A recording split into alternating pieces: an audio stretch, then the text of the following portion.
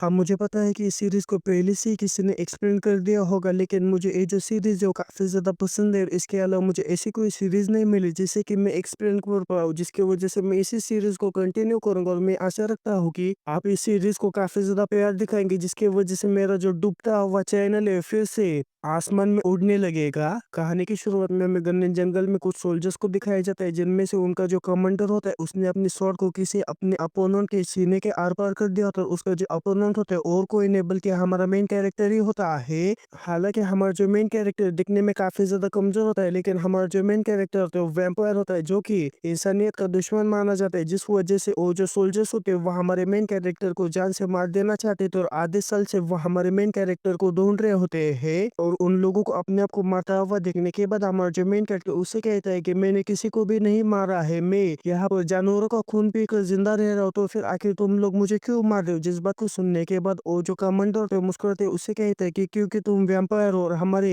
Holi nights का काम ही होता है जो इंसानियत के दुश्मन होते हैं उन्हें जान से मार देना। हालांकि अब हमारा मेन कैरेक्टर भी साफ साफ समझ जाता है कि इनके सामने अगर जीतना है तो मुझे लड़कर ही जीतना होगा। इतना कहने के बाद हमारा मेन कैरेक्टर भी काफी ज्यादा गुस्से में अपने नुकीले नुकीले नाखूनों का इस्तेमाल करते हुए सीधा उस कमांडर के ऊपर हमला कर देता और उसके ऊपर हमला करते हुए कहते हैं कि इसी दुनिया जिस दुनिया के अंदर सिर्फ स्ट्रांग ही जिंदा रह सकते हैं, अगर तुम्हें इस दुनिया के अंदर सर्वाइव करना है तो तुम्हें काफी ज्यादा ताकतवर बनना पड़ेगा। लेकिन मैं ऐसा करने में बिल्कुल भी कामयाब नहीं हो पाया। हमारे मेन कैरेक्टर के इतना कहने के साथ ही हमारे मेन कैरेक्टर के ऊपर वो जो नाइट है वो हमला कर हमारे मेन कैरेक्टर को वहीं पर ही जान से खत्म कर देता है। हमारे मेन कैरेक्टर को खत्म कर देने के बाद वो जो होली नाइट है वो हमारे मेन कैरेक्टर का काफी ज्यादा मजाक उड़ाते हैं। उससे कहता है कि तुम्हें ऐसा ही मरना चाहिए। हालांकि हमारा जो मेन कैरेक्टर बिल्कुल भी मरना नहीं चाहता, तो उसकी जीने की जो इच्छा थी वो सच में काफी ज्यादा थी, जिसकी वजह से हमारा जो मेन कैरेक्टर अपने आधे साल पहले फिर से रीइंकार्नेट होता है। यानी कि जब उस होली नाइट ने हमारे मेन कैरेक्टर को मारा होता है उससे बिल्कुल 6 महीने पहले हमारा मेन कैरेक्टर फिर से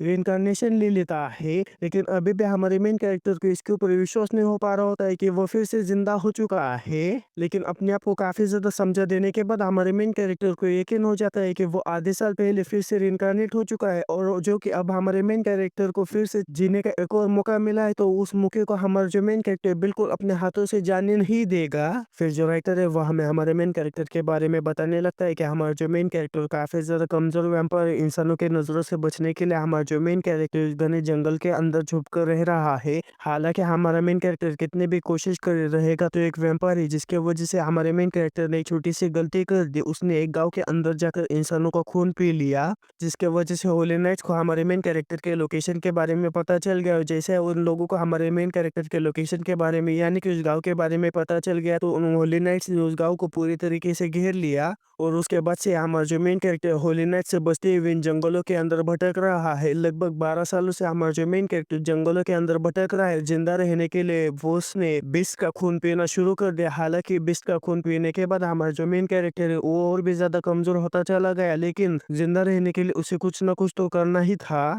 राइटर के इतना कहने के साथ हमें हमारे मेन कैरेक्टर को दिखाया जाता है, जो कि अपने मन में कहता है कि अब मैं अपना खुद का रास्ता चुनूंगा। पिछले जन्म में मैंने अपने गलत रास्ते को चुना था, क्योंकि मैं सच्चाई के रास्ते पर चलना चाहता था, इंसानों को बिल्कुल भी नहीं मारना चाहता था, शांति से जिंदगी जीना चाहता था। लेकिन ये दुनिया ऐसी जिस दुनिया के अंदर शांति से जीवन जीना बिल्कुल भी आसान नहीं होगा, जिसके वजह से मुझे अब अपनी वैम्पायर वाली हरकतों को शुरू करते हुए अपने आप को और भी ज्यादा ताकतवर बनाना पड़ेगा, ताकि कोई भी एरा गहरा आकर मुझे मार ना पाए। इतना कहते कहते हमारा जो मेन कैरेक्टर जंगल के काफी ज्यादा गहरे हिस्से में आ जाता है, जिस जंगल के काफी ज्यादा गहरे हिस्से में काफी ज्यादा पावरफुल मास्टर होता है। और हमारा मेन कैरेक्टर ऐसा सोच रहा होता है कि उसने उस मॉन्स्टर का अगर खून पी लिया तो हमारा जो मेन कैरेक्टर काफी ज्यादा तेजी के साथ रिकवर करेगा और यहाँ तक कि उसकी जो पावर है वो भी काफी ज्यादा बढ़ जाएगी, जिसकी मदद से वो उसे मारने वाले जो होली नाइट्स है उनसे काफी आसानी से बच सकता है और उनसे लड़ाई भी कर सकता है। हमारे मेन कैरेक्टर के इतना कहने के साथ हमारे मेन कैरेक्टर के सामने जो तालाब होता है उस तालाब के अंदर से काफी ज्यादा पावरफुल मॉन्स्टर बाहर निकलता है। इतने बड़े मॉन्स्टर को देखने के बाद हमारा मेन कैरेक्टर काफी ज्यादा हैरान हो जाता है कि तभी वो जो मॉन्स्टर है वो हमारे मेन कैरेक्टर के ऊपर हमला कर देता है। लेकिन हमारा जो मेन कैरेक्टर छलांग लगाते हुए उसके हमले से बचते हुए कहता है कि जो मास्टर है वो बिल्कुल भी कमजोर नहीं लग रहा है। अगर उसका एक भी हमला मुझे लगा तो मैं वहीं पर ही मारा जाऊंगा, इसलिए मुझे जल्दी से जल्दी उसके काफी ज्यादा कमजोर हिस्सों पर हमला करके उसे खत्म करना होगा। इतना कहने के बाद हमारा जो मेन कैरेक्टर छलांग लगाते हुए अपने डैगर को बाहर निकाल लेता है और डैगर को उस बीच के सर के अंदर घुसाने की कोशिश करने लगता है। लेकिन उस बीस्ट की जो खाल होती है वो काफ़ी ज़्यादा पावरफुल होती है, जिसकी वजह से हमारे मेन कैरेक्टर का जो डैगर है उस बीस्ट के ऊपर की जो खाल या फिर कहो जो आर्मर होता है उसे भी तोड़ नहीं पाता। जिस चीज़ को देखने के बाद हमारा मेन कैरेक्टर काफ़ी ज़्यादा चौंक जाता है कि तभी वो जो बीस्ट है वो अपनी पूँछ का इस्तेमाल करती है, वह हमारे मेन कैरेक्टर के ऊपर हमला कर देता है, जिस हमले की वजह से हमारा जो मेन कैरेक्टर है वो काफ़ी ज़्यादा टप्पे खाते हुए काफ़ी ज़्यादा दूर जाकर गिर जाता है। लेकिन उस बीच के उस हमले की वजह से हमारा जो मेन कैरेक्टर काफ़ी ज़्यादा घायल हो जाता है, और हमारा जो मेन कैरेक्टर है वो अपने मन में कहता है कि मैंने कभी भी नहीं सोचा था कि ये जो मॉन्स्टर है इतना ज़्यादा पावरफुल होगा। मुझे ऐसा लगा था कि मेरे एक ही हमले के साथ ये जो मॉन्स्टर है वो मारा जाएगा। लेकिन तभी हम इस बड़े से मॉन्स्टर को दिखाया जाता है जो कि हमारे मेन कैरेक्टर को पूरी तरीके से खत्म करने के लिए अपने बड़े से मुंह को खोलकर सीधा हमारे मेन कैरेक्टर के ऊपर हमला कर देता है। कि तभी बीच में राइटर आते हुए इस मांगा के अंदर जो जो सीक्रेट बीस्ट है उसके बारे में या फिर जो डेंजर मॉन्स्टर्स है उसके बारे में हमें बताने लगता है। राइटर हमें बताता है कि आप जितने भी मॉन्स्टर्स है वो कोई डेंजर मॉन्स्टर्स नहीं है, बल्कि वो काफी ज्यादा खतरनाक और जंगली मॉन्स्टर्स है जो कि जंगल के अंदर रहते हैं। और जंगल के अंदर तुम्हें पता ही है जिंदा रहने के लिए तुम्हें ताकतवर बनना ही पड़ता है। और कुछ मॉन्स्टर्स तो ऐसे होते हैं जो कि मानो को एब्जॉर्ब करते हैं, वे अपने बॉडी के अंदर ही एक माना क्रिस्टल को तैयार कर लेते हैं। वो जो माना क्रिस्टल होता है सच में काफी ज्यादा पावरफुल होता है, जिसके के अंदर काफी ज्यादा माना होता है। इसके अलावा वो जो माना क्रिस्टल होता है वो किसी की जान से भी ज्यादा कीमती होता है। और हमारा मेन कैरेक्टर भी यही सोच रहा होता है कि अगर मुझे इस मॉन्स्टर का माना क्रिस्टल मिल जाएगा तो मेरी जो सिचुएशन है पूरी तरीके से बदल जाएगी। कि तभी वो जो मॉन्स्टर है वह हमारे मेन कैरेक्टर के ऊपर हमला कर दे। इस हमले से बचने के लिए हमारा जो मेन कैरेक्टर छलांग लगाते हुए ऊपर की तरफ जाता है। कि तभी वो जो मॉन्स्टर है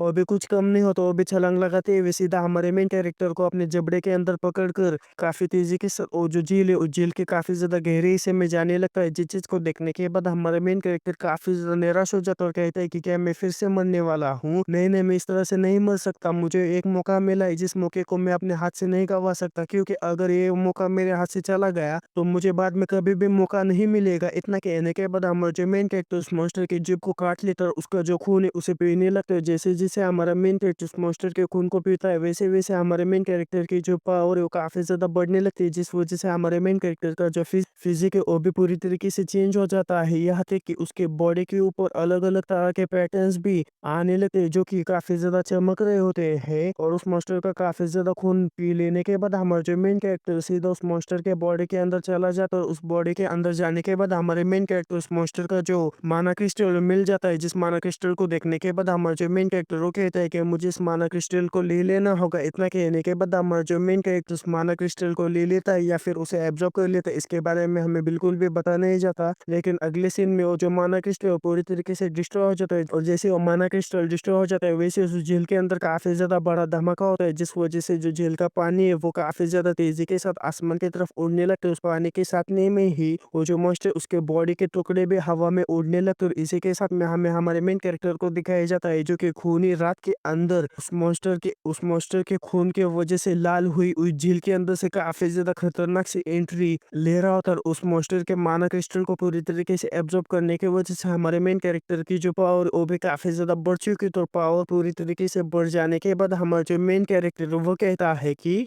अब खून पर और जीत पर सिर्फ मेरा ही अधिकार होगा। फिर जो हमारा मेन कैरेक्टर है उस मारे हुए बीच की बची हुई बॉडी की तरफ देखते हुए कहता है कि इस फॉरेस्ट का मास्टर बनने के लिए मुझे बस थोड़ी सी खून की जरूरत थी, लेकिन मैंने इसके माना क्रिस्टल को भी एब्जॉर्ब कर लिया, जिसकी वजह से मेरी जो पावर है वो काफी ज्यादा बढ़ चुकी है। मैंने कभी भी इमेजिन नहीं किया था कि जो माना क्रिस्टल की पावर होती है वो इतनी ज्यादा होती है। इसके अलावा इसके जो साइज था वो भी काफी ज्यादा बड़ा था, और इसका जो कलर था वो भी काफी ज्यादा अलग था। और साथ ही में उस बीच के माना क्रिस्टल को एब्जॉर्ब करने की वजह से मुझे एक एबिलिटी भी मिली, जिस एबिलिटी का इस्तेमाल करते हुए मैं अपनी स्किन को ब्लैक स्केल्स के अंदर बदल सकता हूँ। और अगर मैं इन ब्लैक स्केल का इस्तेमाल करते हुए मेरे बॉडी के ऊपर सीधे तौर पर गिरने वाली सूरज की रोशनी अगर उसे रोकने में मैं कामयाब रहा तो मैं दिन में भी बाहर निकल सकता हूँ। फिर जो हमारा मेन कैरेक्टर हमसे कहता है कि मुझे इस मॉन्स्टर के बारे में पिछली जिंदगी में कुछ मर्सनरीज से पता चला था, और इस मॉन्स्टर के बारे में ज्यादा लोगों को नहीं पता था। लेकिन ज्यादा बारिश गिरने की वजह से काफी ज्यादा बाढ़ आ चुकी थी, जिस बाढ़ के कारण ये जो मॉन्स्टर है वो लोगों के सामने आ चुका था।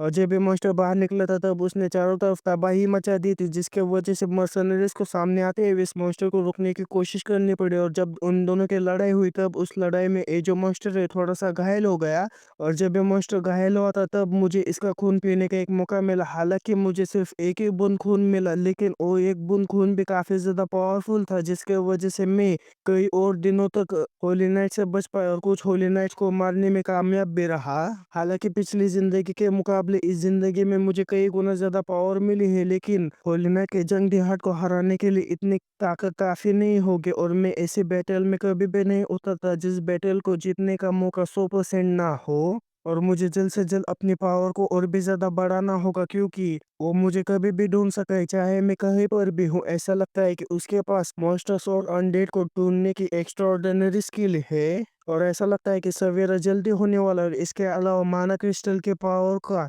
पता लगाने के लिए मैं ज़्यादा जल्दबाज़ी नहीं कर सकता था, जिसकी वजह से सूरज निकलने से पहले मुझे वापस लौट जाना चाहिए। हमारा मेन क्या कि ये सब सोचे रहा होता है कि तभी पीछे से कोई तो कहता है कि मेरी जगह पर कब्जा करने वाले और मेरे खूबसूरत झील को दलदल में बदलने वाले उस मॉन्स्टर की आखिरकार मौत हो ही गई। जिस आवाज को सुनने के बाद हमारा मेन कैरेक्टर काफी ज्यादा हैरान हो जाता है कि तभी वो जो कोई भी पर्सन है वो आगे कहता है कि मुझे इसके ऊपर विश्वास नहीं हो रहा है कि उसकी जो मौत है वो इतनी ज्यादा खतरनाक तरीके से होगी। तुम्हारा बहुत बहुत शुक्रिया उसे मारने के लिए, लेकिन तुमने बिना सावधानी बरते मेरी जमीन और मेरी झील को पूरी तरीके से खून में रंग दिया है, जिसके वजह से तुम्हें इसका खामियाजा भुगतना ही होगा। जिस आवाज को सुनने के बाद हमारा मेन कैरेक्टर जब पीछे मुड़कर देखता है तो हमें वहां पर एक काफी ज्यादा खतरनाक मॉन्स्टर को दिखाया जाता है, जो कि उस पानी के अंदर से बाहर निकलते हुए हमारे मेन कैरेक्टर से कहता है कि मैं झील का गार्डियन हूँ और ये जो टेरिटरी है वो मेरी है, मेरी मिरियंस की। वो जो मिरियन है वो कुछ ज्यादा ही बड़े बड़े फेंक रहा होता है, क्योंकि हमारे मेन कैरेक्टर के सामने वो जो मिरियन है एक मच्छर जितना छोटा होता है। फिर जो मिरियन है वो हमारे मेन कैरेक्टर के सामने कुछ ज्यादा ही बकबक करने लगता है, जिसके बकबक सुनने के बाद हमारा जो मेन कैरेक्टर उसे कहता है कि क्या तुम मुझे ये बता सकते हो कि आखिर तुम कौन हो। जिस बात को सुनने के बाद जो मिरियन है वो काफी ज्यादा हैरान हो जाता है और वो हमारे मेन कैरेक्टर से कहता है कि क्या क्या तुमने क्या कहा। जिस बात को सुनने के बाद हमारा मेन कैरेक्टर उसे कहता है कि मैंने तुमसे ये कहा कि आखिर तुम कौन हो। जिस बात को सुनने के बाद जो मिरियन है वो हमारे मेन कैरेक्टर से कहता है कि क्या तुम देख नहीं पा रहे हो कि आखिर मैं कौन हूँ। अगर तुम ये देख नहीं पा रहे हो कि आखिर मैं कौन हूँ तो तुम ध्यान से सुनो कि मैं बताता हूँ कि आखिर मैं कौन हूँ। फिर जो मिरियन है वो हमारे मेन कैरेक्टर से कहता है कि मैं एक वाटर स्पिरिट हूँ, मेरा नाम मिरियन है। 15 सालों पहले इस झील का मैं मालिक था, लेकिन उस मगरमच्छ ने आकर इस झील के ऊपर कब्जा कर लिया और मुझे अपना गुलाम बना लिया। लेकिन तुम्हारा बहुत बहुत शुक्रिया, तुमने उस मगरमच्छ को मार डाला और मुझे उसकी गुलामी से आज़ाद कर दिया। और इसी तरह से जो मिरियन है वो हमारे मेन कैरेक्टर के सामने काफ़ी ज़्यादा बकबक करने लगता है, लेकिन हमारा जो मेन कैरेक्टर मिरियम की किसी भी बात पर ध्यान न देते हुए उसकी नज़र अपनी बॉडी के ऊपर बने हुए इस टैटू के ऊपर पड़ने लगती है। जो टैटू जो होता है वो धीरे धीरे कर कर हमारे मेन कैरेक्टर के बॉडी के ऊपर से गायब हो रही होती है, जिस चीज़ को देखने के बाद हमारा मेन कैरेक्टर काफ़ी ज़्यादा चौंकते हुए कहता है कि आखिर मेरे बॉडी के ऊपर जो टैटूज है वो गायब क्यों हो रहे हैं। लेकिन लेकिन तभी जो मिरियन है वो भी हमारे मेन कैरेक्टर से कहता है कि तुम्हारी बॉडी के ऊपर जो टैटू बने हुए हैं वो काफी ज्यादा शानदार है, लेकिन क्या तुम मुझे बता सकते हो कि आखिर ये टैटू का क्या मतलब है। जिस बात को सुनने के बाद हमारा जो मेन कैरेक्टर हमसे कहता है कि एक सर्टेन पॉइंट पर पहुंचने के बाद मैं एक वैम्पायर बन गया था और इसी तरह से मैं पैदा हुआ था। अगर सिंपल भाषा में मैं आपको बता दूं तो जो हमारा मेन कैरेक्टर जन्म से ही वैम्पायर नहीं था, बल्कि एक पॉइंट पर आ जाने के बाद हमारा मेन कैरेक्टर वैम्पायर बना था। इसका ये मतलब है कि किसी और वैम्पायर ने हमारे मेन कैरेक्टर को काटा होगा, जिसके वजह से हमारा मेन कैरेक्टर वैम्पायर बना होगा। जिसके वजह से हमारे मेन कैरेक्टर को सिर्फ एक ही बात याद है कि हमारे मेन कैरेक्टर के बॉडी के ऊपर लगभग 10 टैटूज है। और इसके अलावा हमारे मेन कैरेक्टर को अपने बचपन की या फिर कहो कि अपनी यंगर वर्जन की कोई भी यादें याद नहीं है। बस हमारे मेन कैरेक्टर ने अपनी जिंदगी को एक खुशहाल और शांति भरी जिंदगी जीने में झोंक दी थी। फिर जो हमारा मेन कैरेक्टर आगे कहता है कि अगर ये टैटू किसी तरह के मार्क या फिर किसी तरह के स्पेल होंगे तो आज जो कुछ भी होता उसके वजह से इसमें से एक जो स्पेल है वो एक्टिवेट हो चुका है। इतना सोचने के बाद हमारा जो मेन कैरेक्टर मरियम से कहता है कि अच्छा तो फिर ठीक है, अब मैं यहाँ पर से जा रहा हूँ, लेकिन तुम इस जंगल को अच्छे से प्रोटेक्ट करना। जिस बात को सुनने के बाद जो मरियम है वो काफी ज्यादा हैरान हो जाता है और उससे कहता है कि क्या क्या तुम जा रहे हो, क्या तुम थोड़ी देर और नहीं रुक सकते। मुझे किसी से बात किए हुए काफी ज्यादा अरसा गुजर चुका है, क्या तुम थोड़ी देर और रुक कर मुझसे बात नहीं कर सकते। लेकिन हमारा मेन कैरेक्टर जो है उसकी किसी भी बात पर ध्यान न देते वहां से जाने लगता है, जिसे जाता हुआ देखने के बाद जो मरियम है वो भी हमारे हमारे मेन कैरेक्टर का पीछा करने लगता है, साथ ही में हमारे मेन कैरेक्टर से काफ़ी ज़्यादा बातचीत भी करने लगता है। और जैसा कि हमें पता है कि हमारे मेन कैरेक्टर को बातचीत करना बिल्कुल भी पसंद नहीं होता, लेकिन जो मरियन है वो हमारे मेन कैरेक्टर के बिल्कुल अपोजिट होते हैं, उसे काफ़ी ज़्यादा बातचीत करना पसंद होता है, जिसके वजह से वो हमारे मेन कैरेक्टर को पूरे रास्ते पकाता रहता है। जिसके बाद सुनने के बाद हमारा मेन कैरेक्टर एक बार तो उसे वहाँ पर से निकल जाने के लिए भी कह देता है, जिस बात को सुनने के बाद जो मरियन है वो भी काफ़ी ज़्यादा रोने लगता है, लेकिन वो हमारे मेन कैरेक्टर का पीछा बिल्कुल भी नहीं छोड़ता। फिर हमें कुछ दिनों के बाद ब्रॉडवेन विलेज का सीन दिखाया जाता है, जहाँ पर विलेज चीफ के पास एक आदमी आता है। विलेज चीफ से कहता है कि जो लाल आंखों वाला मॉन्स्टर है फिर से आ चुका है, जिस बात को सुनने के बाद जो विलेज चीफ है वो काफ़ी ज़्यादा हैरान हो जाता है और जल्दी से उस आदमी को लेकर अपने विलेज का जो बॉर्डर एरिया है उस बॉर्डर एरिया के पास आ जाता है, जहाँ पर कई सारे जानवरों को मारकर किसी ने रखा होता है। जिन मरे हुए जानवरों को देखने के बाद जो विलेज चीफ है उसे पता चल जाता है कि ये सारी चीजें वो लाल आंखों वाले मॉन्स्टर ने की है। लेकिन आखिर ये लाल आंखों वाला मॉन्स्टर कौन है? और लाल आंखों वाला मॉन्स्टर और कौन है बल्कि हमारा मेन कैरेक्टर है। फिर जो लाल बालों वाला आदमी है वो विलेज चीफ से कहता है कि आखिर वो लाल आंखों वाला मॉन्स्टर क्या सोच रहा होगा, क्योंकि वो जो लाल आंखों वाला मॉन्स्टर है वो इस तरह के एनिमल्स को हमें कभी कभार ही देता है। फिर हमें विलेज चीफ के नज़रिए से हमारे मेन कैरेक्टर के बारे में बताया जाता है कि जो लाल आंखों वाला मॉन्स्टर है वो 10 सालों से गांव से काफी ज्यादा दूर माउंटेन्स में रहता है। हालांकि वो 10 सालों से इस गांव के आसपास ही रहता है, लेकिन उसने इस 10 सालों में हमारे गांव के ऊपर कभी भी खतरा पैदा नहीं किया। इसके अलावा वो हर फ्रंट नाइट के दौरान एक बार देर रात से आता है और मरे हुए जानवर यहाँ पर छोड़कर चला जाता है। लेकिन तभी वहां पर हमारा मेन कैरेक्टर पहुंच जाता है, जो कि वहां पर पहुंचने के बाद जो विलेज चीफ है उससे कहता है कि क्या मैं कुछ पल गांव में आ सकता हूँ। जिस बात को सुनने के बाद जो विलेज चीफ है वो काफी ज्यादा हैरान हो जाता है और अपने मन में कहता है कि मैं इसके लिए अभी भी तैयार नहीं हूँ, लेकिन अब मैं क्या कर सकता हूँ, मुझे इसके लिए तैयार होना ही होगा। इतना सोचने के बाद जो विलेज चीफ है वो हमारे मेन कैरेक्टर से कहता है कि हाँ तुम आ सकते हो। फिर जो विलेज चीफ है वो आगे कहता है कि जब वो 10 साल पहले पहली बार सामने आया था तब उससे हर कोई डरता था, लेकिन वो मरे हुए जानवर देखकर अपना टैग चुका था, जिसके वजह से उसके किसी भी बात पर कोई भी ध्यान नहीं देता। वो कुछ भी कर ले, चाहे कुछ भी खा ले और कहीं पर भी रहे, इससे हमारा कोई भी लेना देना नहीं है और हम उसके कभी भी काम के अंदर टांग नहीं अड़ाते और हमारा रिश्ता इसी तरह से इतने समय तक टिका हुआ है। अगर हमने उसके किसी भी काम में टांग अड़ाई दी होती तो उसने हमारे गांव को पूरी तरह से खत्म कर दिया होता। इतना सोचने के बाद जो विलेज चीफ है वो काफी ज्यादा डरते हुए हमारे मेन कैरेक्टर से कहता है कि काफी ज्यादा समय हो गया तुम्हें मिले हुए। जिस बात को सुनने के बाद जो हमारा मेन कैरेक्टर विलेज चीफ से कहता है कि मुझे भी तुमसे कुछ बात कहनी है। काफी ज्यादा दिनों तक आइसोलेशन में रहने के वजह से मेरी जो बीमारी है वो पूरी तरीके से ठीक हो चुकी है। इतना कहने के बाद हमारा जो मेन कैरेक्टर बाहर आकर अपने सुंदर से मुखड़े को उन्हें दिखाता और हमारे मेन कैरेक्टर के सुंदर से चेहरे को देखने के बाद जो लोग हैं वो काफी ज्यादा हैरान हो जाते और कहते हैं कि इसे तो फिल्मों में काम करना चाहिए, ये कितना ज्यादा हैंडसम है। मुझे लगा था कि ये काफी ज्यादा बदसूरत होगा, लेकिन मैंने कभी भी नहीं सोचा था कि ये इतना ज्यादा हैंडसम होगा। और इसके अलावा विलेज के अंदर जितने भी लोग हैं वह हमारे मेन कैरेक्टर की खूबसूरती को देखने के बाद उन्हें ऐसा लगने लगता है कि हमारा जो मेन कैरेक्टर है वो एक हाफ एल्फ है, यानी कि आधा इंसान और आधा एल्फ है।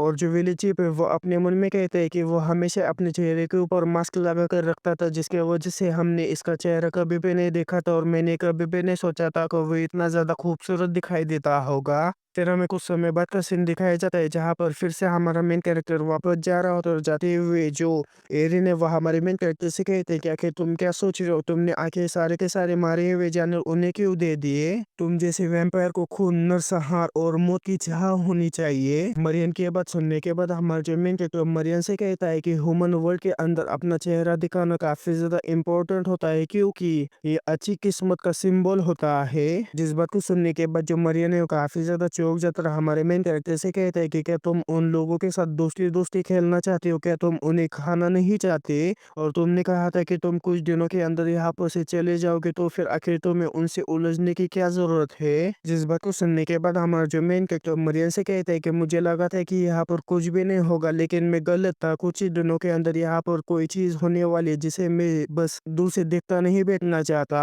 कुछ ही समय के अंदर कुछ मर्सनरीज इस गांव के ऊपर हमला करके ये सारे के सारे गाँव वालों को मार डालेंगे। जिस बात को सुनने के बाद जो मरियन है वो काफ़ी ज़्यादा हैरान हो जाता है और हमारे मेन कैरेक्टर से कहता है कि क्या क्या तुमने क्या कहा? फिर जो हमारा मेन कैरेक्टर आगे कहता है कि जो मर्सनरीज़ इस ब्रॉडवेन विलेज के अंदर एक छोटे से लड़के को ढूँढकर उसे यहाँ पर से लेकर जाने के लिए आए थे, या फिर कहूँ कि जो मर्सनरीज़ उस लड़के को किडनैप कर जो रीजन लॉर्ड टिरविन है उसके पास लेकर जाना चाहते थे और उस लड़के को किडनैप कर यहाँ पर से लेकर जा रहे, इस चीज का कोई भी सबूत ना रहे, इसलिए उन मर्सनरीज ने सारे के सारे विलेजर्स को मार दिया। अगर भविष्य में होने वाले मैंने इस इंसिडेंस को नहीं रोका तो जो होली नाइट्स है उनके नजर इस गांव के ऊपर पड़ जाएगी, जिसके वजह से जो होली नाइट्स है उस गांव में क्या हुआ था उसकी तहकीकात करने के लिए आएंगे, और जब वो लोग उस गांव की तहकीकात करना शुरू कर देंगे तब उन्हें मेरे बारे में भी पता चल जाएगा, जो कि मेरे लिए काफी ज्यादा बुरी बात होगी क्योंकि मैं अभी भी इतना ज्यादा स्ट्रांग नहीं बना हूँ कि मैं उस होली नाइट का सामना कर पाऊँ। और हमें मरियन को दिखाया जाता है जो कि काफी ज्यादा कंफ्यूज होता है क्योंकि उसे इस बात का अभी तक पता नहीं चल पा रहा होता है कि आखिर हमारे मेन कैरेक्टर को इसके बारे में कैसे पता चला, या फिर कहो कि आखिर हमारे मेन कैरेक्टर को भविष्य में क्या होने वाला है इसके बारे में कैसे पता चला, जिसकी वजह से वो काफी ज्यादा हैरान होते हैं। वो हमारे मेन कैरेक्टर से कहते हैं कि क्या सच में वो सारे के सारे विलेजर्स को खत्म कर देंगे, लेकिन इसके ऊपर विश्वास करना काफी ज्यादा मुश्किल है। इतना कहने के बाद जो मरियन है वो अपने मन में कहता है कि हालांकि मैंने पिछले कई दिन यूजिन के साथ बिताई है फिर भी मैं उसे समझ नहीं पा रहा हूँ आखिर वो क्या सोच रहा है। हाँ, यूजिन हमारे मेन कैरेक्टर का नाम है। फिर जो हमारा मेन कैरेक्टर मरियन से कहता है कि किसी भी हालत में मुझे सबसे पहले उन विलेजर्स का विश्वास जीतना होगा ताकि उन लोगों को मैं बिल्कुल भी हार्मफुल ना लगूं। जिस बात को सुनने के बाद जो मरियन है वो हमारे मेन कैरेक्टर से कहता है कि लेकिन विश्वास जीतने का और उन मर्सनरीज का क्या संबंध है। लेकिन तभी हमारा जो मेन कैरेक्टर चलते चलते रुक जाता है, जिस वजह से पीछे से आने वाला जो मरियन है वो सीधा हमारे मेन कैरेक्टर से टकरा जाता है, जिस वजह से वो हमारे मेन कैरेक्टर के ऊपर काफी ज्यादा गुस्सा होकर उसके ऊपर काफी ज्यादा चिल्लाने, तो उससे कहते हैं कि आखिर तुम अचानक से क्यों रुक गए। कि तभी जो मरियन है उसकी नजर सामने की ओर पड़ जाती है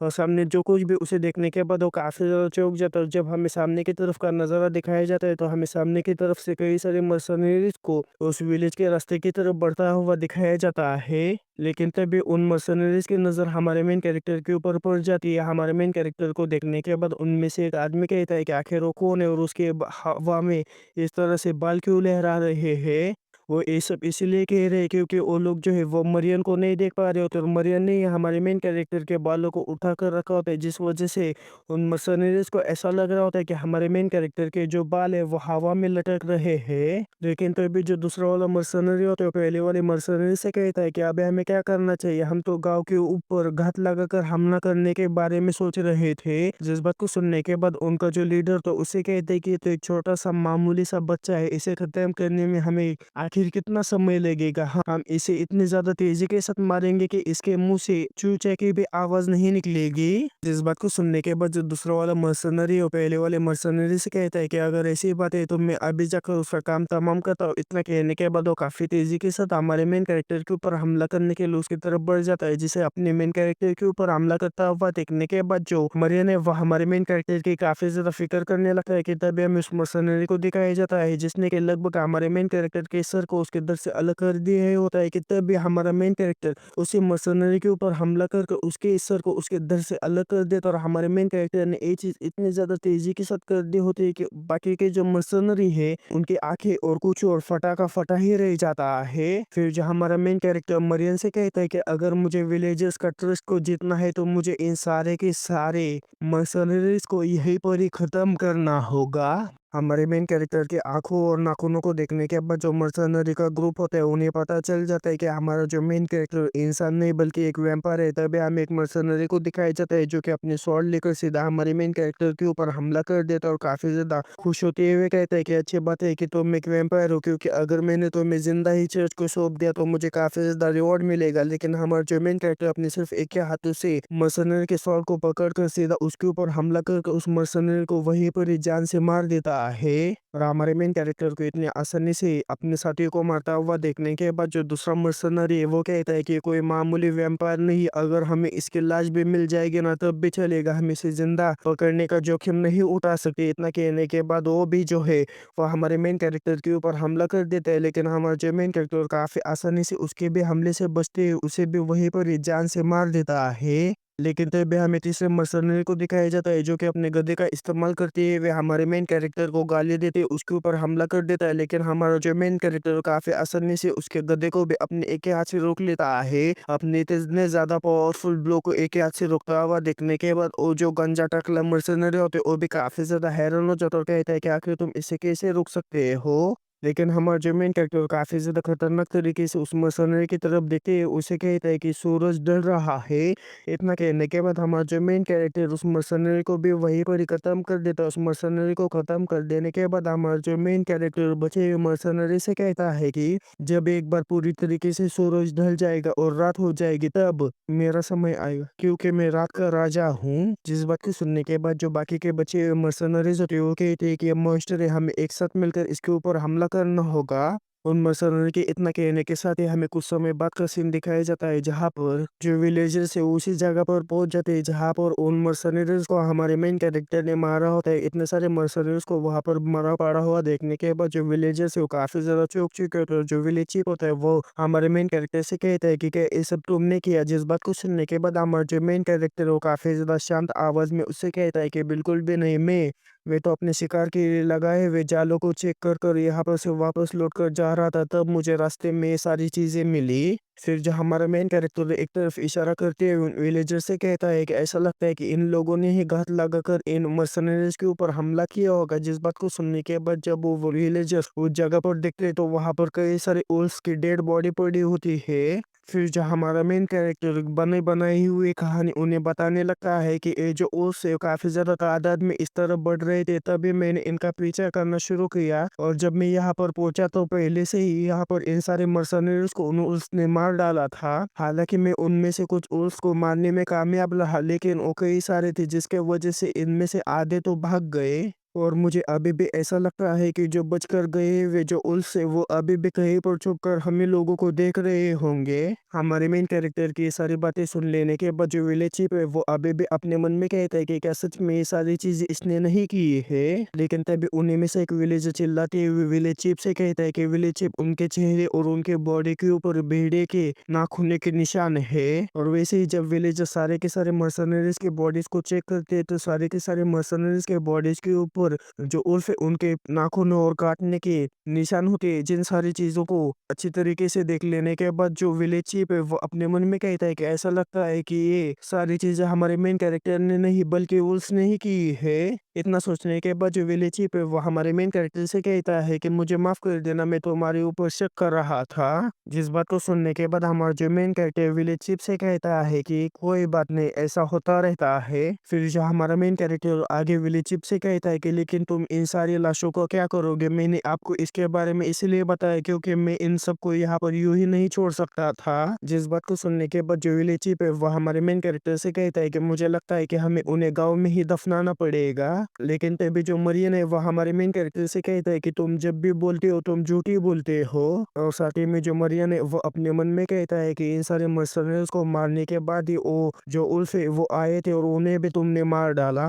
और इसके अलावा जो मर्सनरीज की डेड बॉडी थी उनके ऊपर पंजे और दांतों के निशान भी तुमने ही बनाए हैं। तुमने जो क्राइम किया उसे छुपाना अच्छी बात है, लेकिन तुम आखिर अपनी इमेज की इतनी ज्यादा परवाह क्यों करते हो। लेकिन उसने काफी ज्यादा अच्छी बात की कि वो विलेजर्स के आने तक यहीं पर ही खड़ा रहा। अगर वो यहाँ पर से चला जाता तो जो विलेजर्स है उनका पूरा का पूरा शक हमारे मेन कैरेक्टर के ऊपर ही पड़ता। लेकिन आखिर वो सोच क्या रहा है, क्या उसका आखिर प्लान क्या है। मरियन ये सब सोच रहा होता है कि तभी हमारा जो मेन कैरेक्टर अपने पास एक लेटर को निकल कर उस लेटर को विलेज चीफ को दिखाते हैं। उसे कहता है कि मैंने इन सारे के सारे मर्सनरीज के लाशों को चेक किया ताकि उनके पास से मुझे ऐसी कोई चीज मिल जाए जिसकी मदद से मैं इनके फैमिलीज को कांटेक्ट कर पाऊँ। लेकिन मुझे उनमें से किसी के पास भी कोई चीज नहीं मिली, लेकिन एक मर्सनरी के पास से मुझे एक लेटर मिला है, ये देखो ये वो लेटर। जिस बात को सुनने के बाद जब विलेज चीफ हमारे मेन कैरेक्टर के पास से उस लेटर को लेकर उस लेटर को देखते हैं तो काफी ज्यादा चिंतित हो जाते और कहते हैं कि इसके ऊपर तो टिरविन लॉर्ड की सील लगी हुई है। लेकिन जब विलेज चीफ उस लेटर को पढ़ते हैं तो काफी ज्यादा हैरान हो जाते और जोर जोर से चिल्लाते हुए कहते हैं कि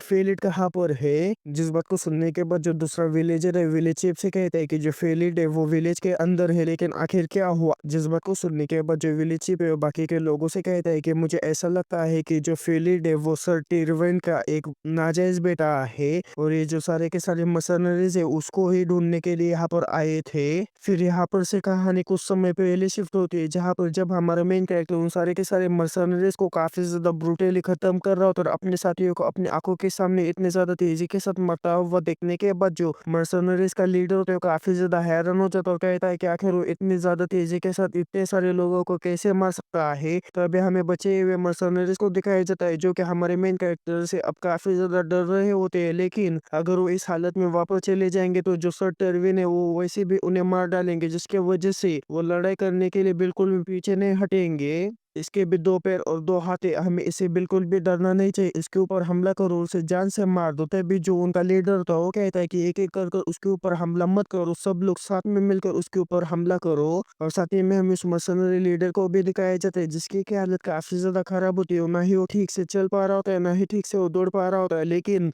जैसा कि मैंने पहले भी आपको बताया, इस दुनिया में सबसे ज्यादा कीमती चीज होती है वो होती है जिंदगी, जिसके वजह से वो सीधा हमारे मेन कैरेक्टर के ऊपर हमला करने के लिए उसकी तरफ बढ़ जाता है। लेकिन तभी हमें हमारे मेन कैरेक्टर को दिखाया जाता है जो कि उन्हीं में से एक मर्सनरी के हाथ को काफी ज्यादा ब्रूटली उसके शरीर से अलग कर देता है। तभी उसको भी एहसास हो जाता है कि पीछे से उसके ऊपर कोई हमला कर रहा है, जिसकी वजह से वो काफी तेजी के साथ पीछे मुड़ते हुए जो मर्सनरी का लीडर होता है उसके ऊपर एक काफी ज्यादा जोरदार लात मारता है। और हमारे मेन कैरेक्टर के एक ही लात की वजह से जो मर्सनरी का लीडर होता है उड़ते हुए काफी ज्यादा दूर दूर जाकर एक पेड़ से टकरा जाता है और वहीं पर ही नीचे गिर जाता है। और हमारे मेन कैरेक्टर के हाथ से इतनी ज्यादा बुरी तरीके से मार खाने के बाद वो हमारे मेन कैरेक्टर के सामने गिड़गिड़ाने लगा, तो उससे कहता है कि रुक जाओ हमें मारना बंद करो। लेकिन इस सब कहने के लिए उससे काफी ज्यादा देर हो चुकी होती है, क्योंकि हमारे मेन कैरेक्टर ने पहले ही सारे के सारे मर्सनरीज को खत्म कर दिया होता है। फिर जो मर्सनरी का लीडर होते हैं वह हमारे मेन कैरेक्टर से कहता है कि क्या शुरुआत से ही तुम हमारा इंतजार कर रहे थे, लेकिन क्यों आखिर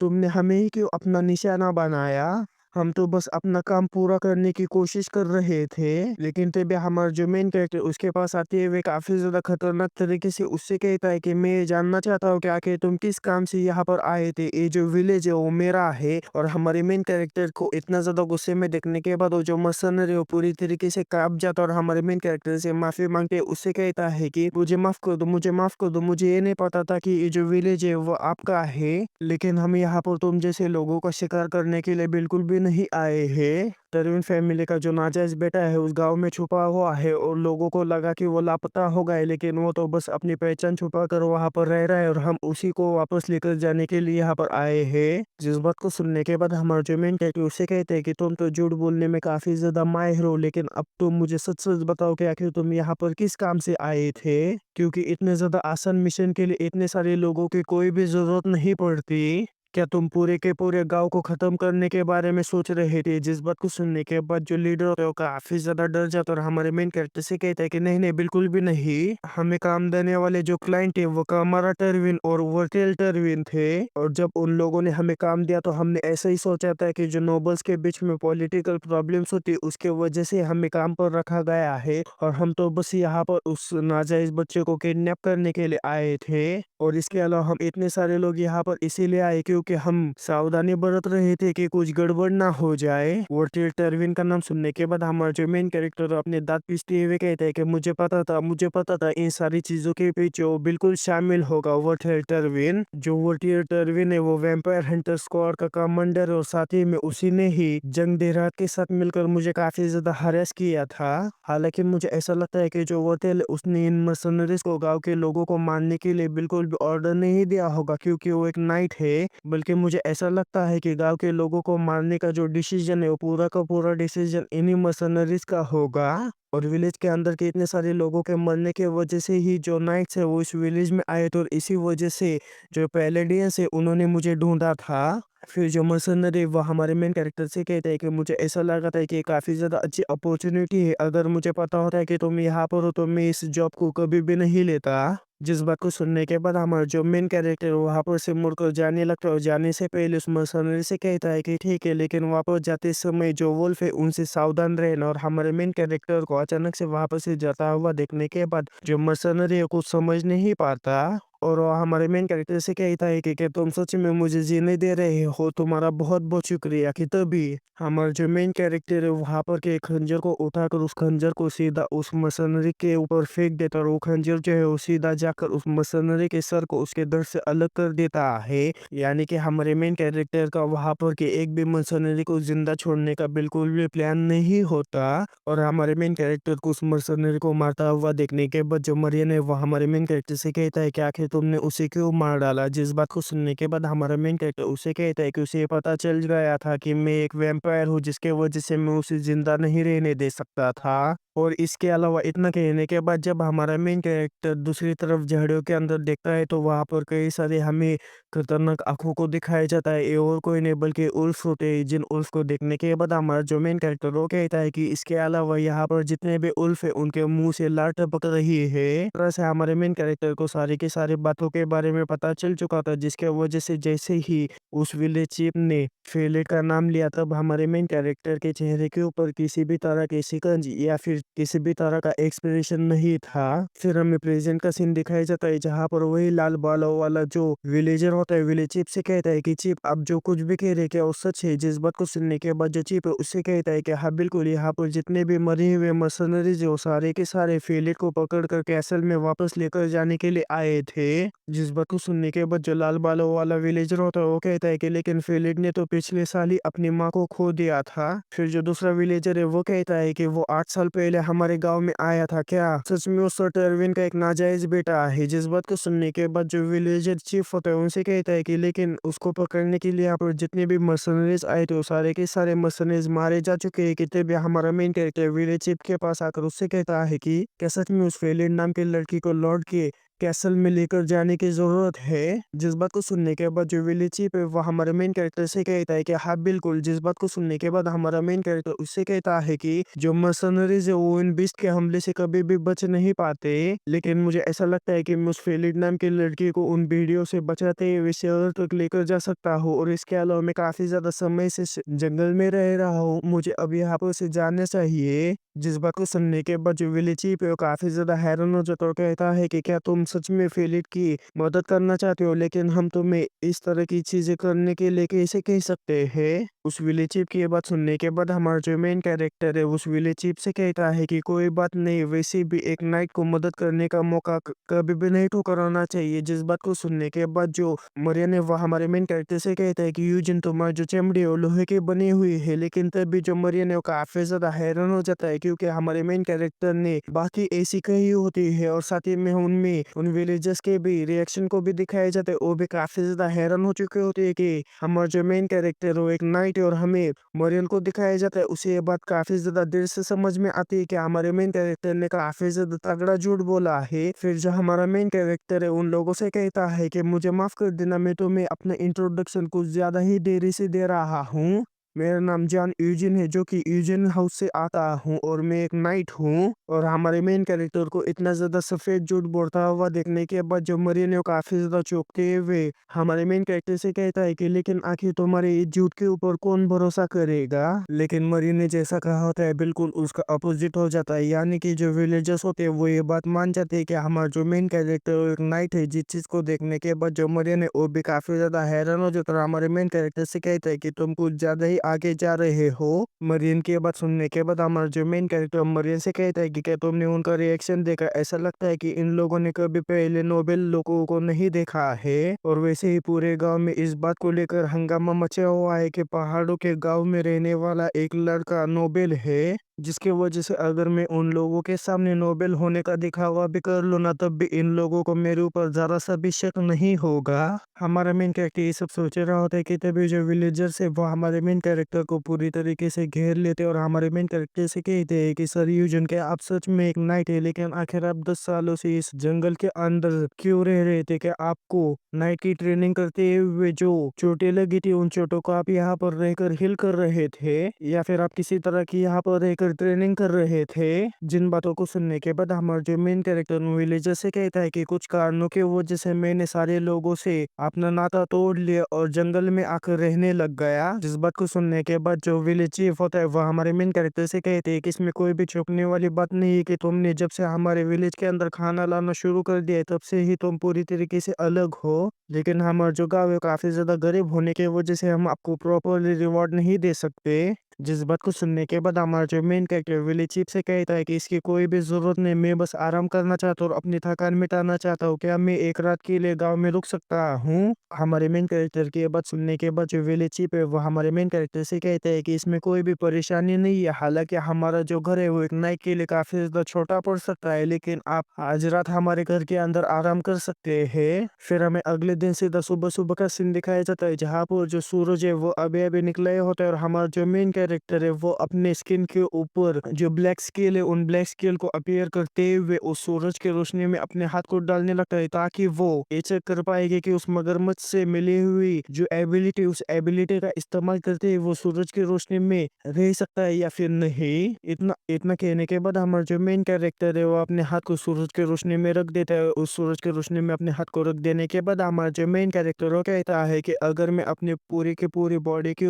इन ब्लैक स्केल से ढक लूं तो ये जो ब्लैक स्केल है वो कुछ हद तक सूरज को रोशनी को रोक देती है और इन ब्लैक स्केल का इस्तेमाल करते हुए मैं आराम से जर्नी कर सकता हूँ। लेकिन तभी हमारे मेन कैरेक्टर के पास मरियम आती है। वे हमारे मेन कैरेक्टर से कहता है कि तुम एक वैम्पायर होने के बावजूद भी इस तरह की झूठ कैसे बोल सकते हो। तुम अपने आप को एक नाइट कहती हो लेकिन तुम्हें तो पढ़ना लिखना भी नहीं आता। जिस बात को सुनने के बाद हमारा जो मेन कैरेक्टर मरियम से कहता है कि हाँ, ऐसा हो सकता है कि एक दिन मेरा ये जो राज है वो खुल जाएगा, लेकिन मुझे इसकी चिंता करने की कोई भी जरूरत नहीं क्योंकि मैं वैसे ही जाने वाला हूँ, इसलिए इससे कोई भी फर्क नहीं पड़ता। जिस बात को सुनने के बाद जो मरियम है वह हमारे मेन कैरेक्टर से कहता है कि अब तुम मुझे साफ साफ बताओ कि आखिर तुम्हारा गोल क्या है। आखिर तुम इतने समय से जंगल के अंदर शांति से क्यों रह रहे हो, अचानक से गांव वालों के साथ दोस्ती क्यों बना रहे हो, और आखिर उनकी तुम सारी की सारी फरमाइशें भी क्यों मान रहे हो। लेकिन हमारा मेन कैरेक्टर मरियम को कोई जवाब दे पाता उससे पहले हमारे मेन कैरेक्टर को बाहर से कोई आवाज लगाते है। उससे कहता है कि सर यूजिन, हम लोग तैयार है, अब फिर हमें कब निकलना चाहिए। और उन लोगों को इतने ज्यादा इज्जत देते हुए बोलता हुआ देखने के बाद हमारा जो मेन कैरेक्टर मरियम से कहता है कि सर तुम देखो मुझे कितनी ज्यादा इज्जत मिल रही है।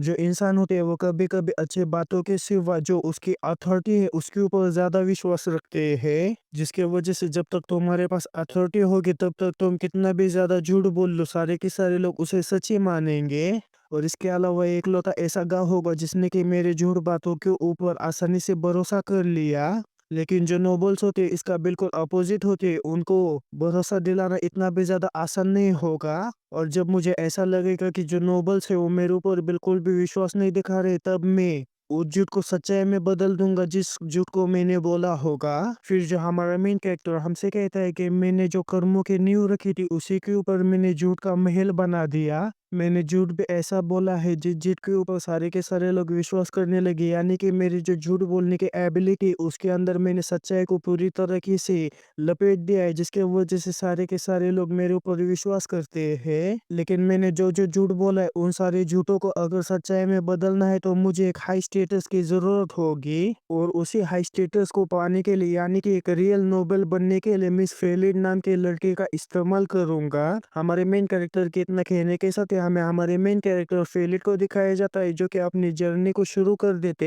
हैं। फिर हमें कुछ समय या फिर कुछ दिनों के बाद का सीन दिखाया जाता है जहाँ पर हमारा मेन कैरेक्टर जो फेलिड है वो गाँव के बाहर आकर खड़े हो जाते हैं। उस गाँव को देखते हुए हमारा मेन कैरेक्टर कहता है कि क्या इसी गाँव को ब्राह्म्स कहा जाता है। जिस बात को सुनने के बाद जो फेलिड होता है वहां पर लगे हुए नेम प्लेट को पढ़ते हुए कहता है कि यहाँ पर जो लिखा हुआ है उसके हिसाब से शायद यही होगा। और फेलिड को इस तरह से उस नेम प्लेट को पढ़ता हुआ देखने के बाद हमारा जो मेन कैरेक्टर फेलिड से कहता है कि क्या तुम पढ़ भी सकते हो। जिस बात को सुनने के बाद जो फेलिड है वो हमारे मेन कैरेक्टर से कहता है कि हाँ, मेरी गुजरी हुई माँ ने मुझे थोड़ा सा पढ़ना लिखना सिखाया था। हालांकि मेरी मदर का जो स्टेटस था वो काफ़ी ज़्यादा लो था, जिसके वजह से उन्हें एक फॉर्मल एजुकेशन यानी कि जो बुनियादी एजुकेशन होती है वो नहीं मिली थी। लेकिन मेरी माँ ने मुझे बताया था कि वो जिससे प्यार करती उसने उसे सिखाया था। लेकिन मैंने कभी भी नहीं सोचा था कि मेरी माँ जिससे प्यार करती थी वो सर टेरविन होंगे। और फेलियर की सारी बातें सुनने के बाद जो मरियम है वो हमारे मेन कैरेक्टर से कहता है कि अच्छी बात है कि इस लड़की को पढ़ना आता है, तुम बाद में इससे सीख लेना। जिस बात को सुनने के बाद हमारा जो मेन कैरेक्टर सीधा फेलियर से कहता है कि क्या तुम भी मुझे पढ़ना और लिखना सिखा सकते हो।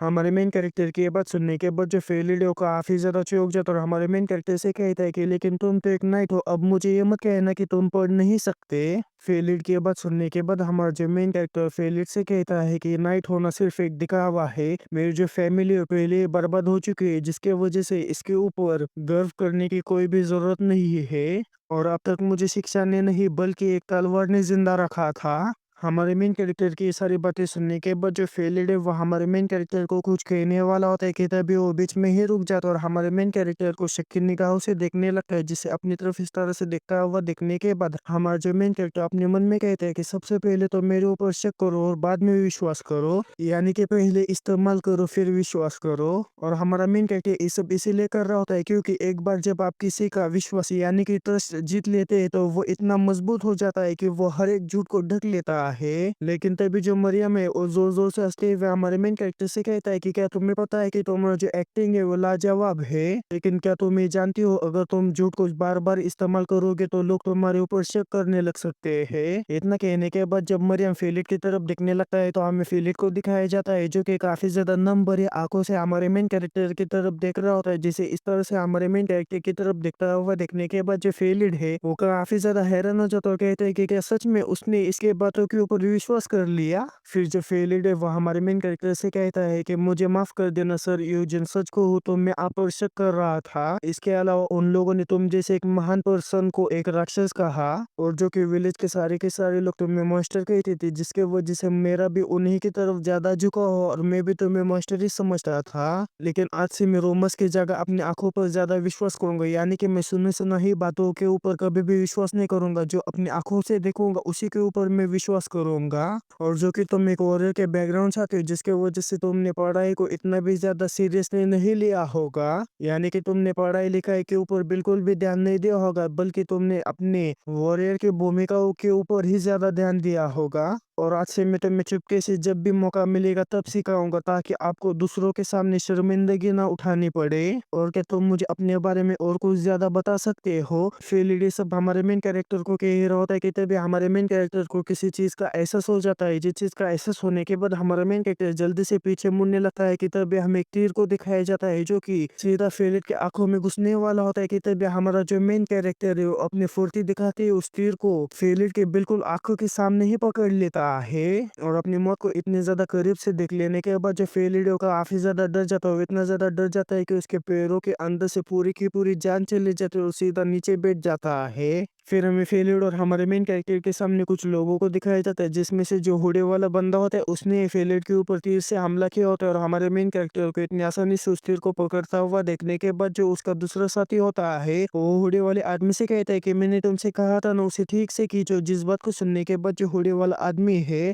वो उस आदमी से कहता है कि मैंने बिल्कुल वैसे ही किया जैसा तुमने मुझे पहले सिखाया था। और हमें फेलियर को दिखाया जाता है जो कि अपने सामने इतने ज्यादा लोगों को देखने के बाद काफी ज्यादा डर चुका होता है और डरते हुए कहता है कि क्या क्या वो सारे के सारे लोग बैंडिट्स है। और फेलियर को इतना ज्यादा डरता हुआ देखने के बाद जो हुडे वाला आदमी फेलियर से कहता है कि जैसे कि तुम्हारे एक्सप्रेशन है, उन एक्सप्रेशन को देखने के बाद मैं हिसाब से बता सकता हूँ कि तुम हमारे बारे में सोच रहे हो और ये सोच रहे हो कि हम लोग बैंडिट्स है या फिर नहीं, लेकिन तुम जो कुछ भी सोच रहे हो बिल्कुल सही सोच रहे हो, हम लोग बैंडिट्स ही है। जल्दी से तुम्हारे पास जो भी कीमती चीजें हैं उन सारी चीजों को निकल कर सामने की तरफ रख दो, और अगर तुम इन सारी चीजों को जल्दी नहीं करोगे तो तुम मारे जाओगे। लेकिन वो आदमी इसके आगे कुछ कह पाता या फिर कुछ कर पाता उससे पहले हमारे जो मेन कैरेक्टर काफी तेजी के साथ आगे बढ़ते हुए अपने डैगर का इस्तेमाल कर उसका जो सर है उसके दर से अलग कर देता है। उस आदमी का जो सर है वो एक फुटबॉल की गेंद की तरह टप्पे खाते हुए सीधा फेलियर के बाजू में आकर ही गिर जाती है, जिस चीज को देखने के बाद फेलियर की फट के 14 नहीं 64 हो जाती है।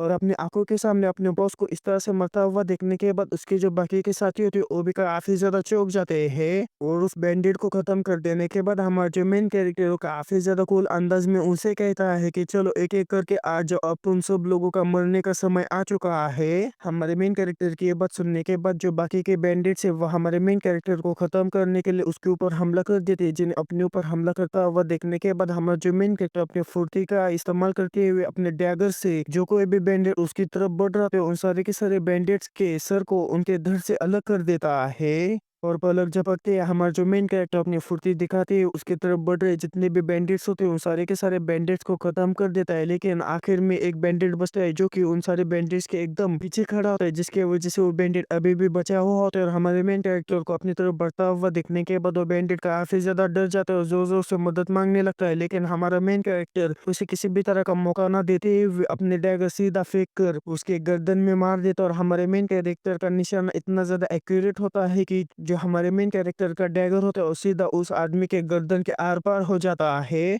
उस आखिरी वाले बैंडेड के भी गर्दन में अपने डैगर को घुसा देने के बाद हमारा मेन कैरेक्टर उस आदमी की तरफ बढ़ते हुए कहता है कि मुझे सच में समझ में नहीं आता कि जो इंसान होते हैं वो अपने से कमजोर लोगों को मारने और लूटने की कोशिश क्यों करते रहते हैं। अगर कोई कमजोर दिखता है तो क्या इसका मतलब ये है कि तुम उसे टॉर्चर करो। इतना कहने के बाद हमारा जो मेन कैरेक्टर उस आखिरी बैंडेड के पास जाकर उसके गर्दन में फंसे हुए अपना जो डैगर है उसे बाहर निकाल लेता है। अपने डैगर को बाहर निकाल लेने के बाद हमारा जो मेन कैरेक्टर फेलिड से कहता है कि फेलिड एक बार जब मैं पढ़ना सीख जाऊंगा तो फिर क्या मैं भी इस तरह की बातें समझ पाऊंगा क्या। हमारे मेन कैरेक्टर की ये बात सुनने के बाद जो फेलिड है को समझ नहीं पाता, लेकिन हमारे मेन कैरेक्टर का ये वाला रूप देखने के बाद जो फेलिड है काफी ज्यादा डर चुका होता है। और हमारा जो मेन कैरेक्टर फेलिड से कहता है कि तुमने मुझसे ये कहा था कि तुम जो अपने आंखों से देखोगे उसी के ऊपर विश्वास करोगे, लेकिन तुम जिस चीज के ऊपर विश्वास यानी कि बिलीव करना चाहते हो तुम कर सकते हो, लेकिन मैं तुम्हें प्रॉमिस करता हूँ कि